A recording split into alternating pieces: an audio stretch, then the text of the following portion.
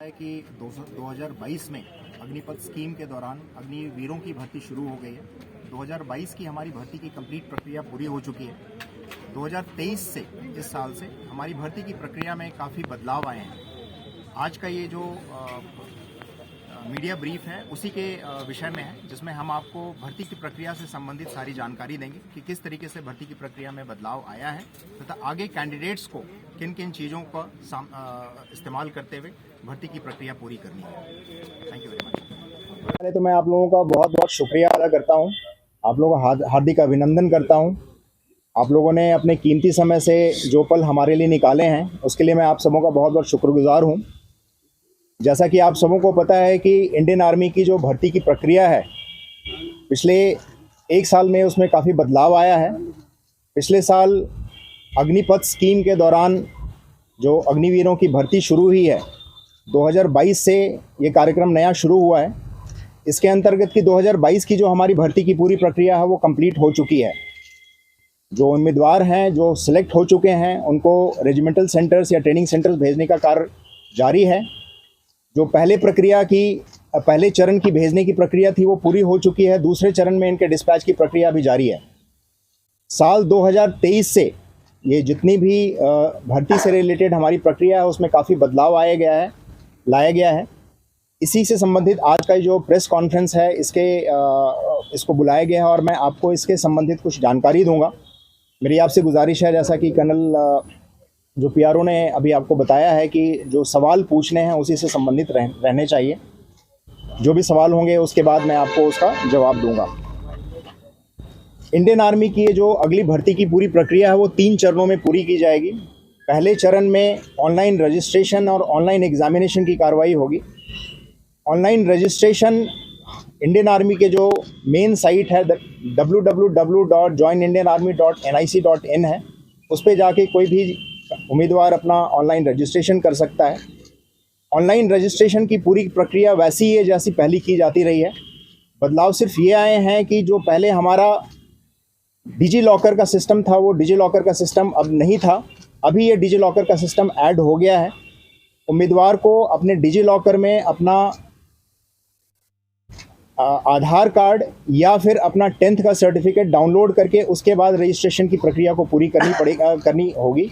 उसके बिना रजिस्ट्रेशन की प्रक्रिया आगे नहीं बढ़ सकती है।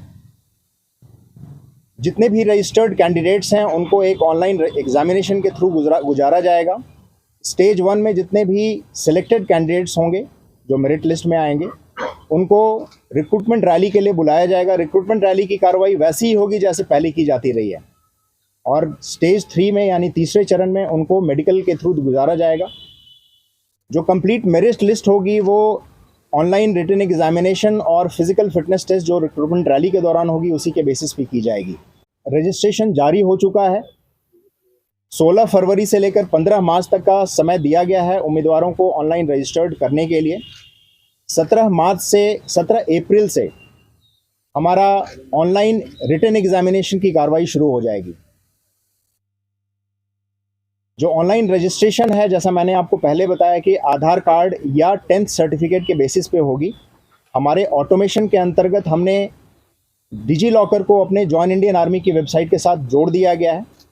कैंडिडेट अपने डिजी लॉकर में एक बार अपना आधार कार्ड और अपना 10th का सर्टिफिकेट डाउनलोड कर देता है, उसके बाद वो आगे की प्रक्रिया में बढ़ सकता है।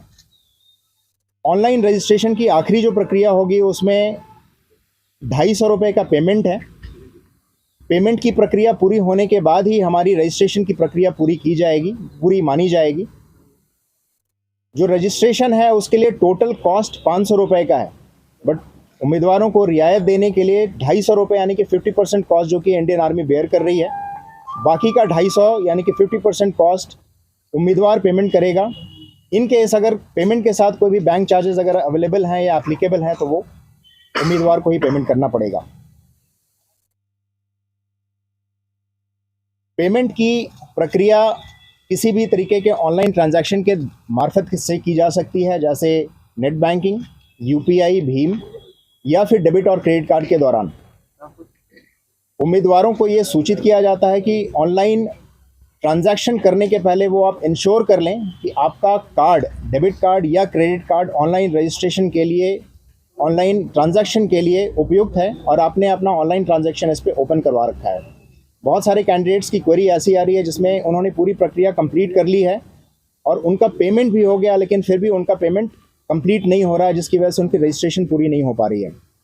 बाद में हमने जब उसको छानबीन करी तो हमें ये पता चला कि उनके कार्ड्स ऑनलाइन ट्रांजैक्शन के लिए ओपन नहीं थे।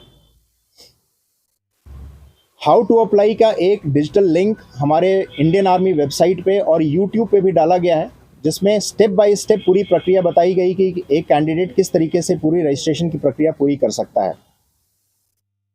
रजिस्ट्रेशन की पूरी प्रक्रिया पूरी होने के बाद ऑनलाइन एग्जामिनेशन में बैठा जाएगा।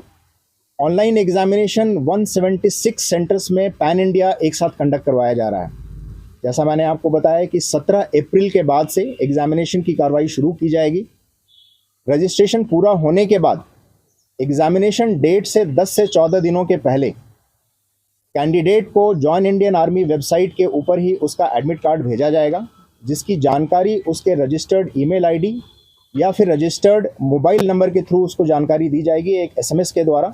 उसके बाद वो अपना admit card join Indian army website से डाउनलोड कर सकता है।